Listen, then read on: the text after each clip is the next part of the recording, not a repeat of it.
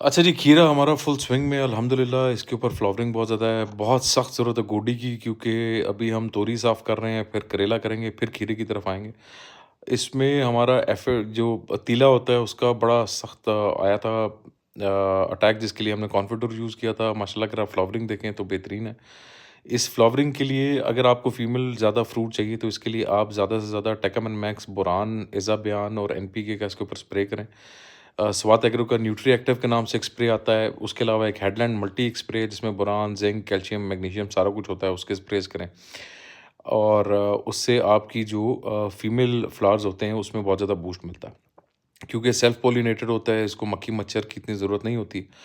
और उसके लिए आप ज़्यादा से ज़्यादा स्प्रे करें। जहाँ तक पत्तों का सवाल है, आपको नज़र आ रहा होगा कि हमारे पत्ते साइड से हल्के से पीले हो रहे हैं। अब आप भाई बताएं कि ये पोटाशियम की कमी है या किसी फंगल अटैक है।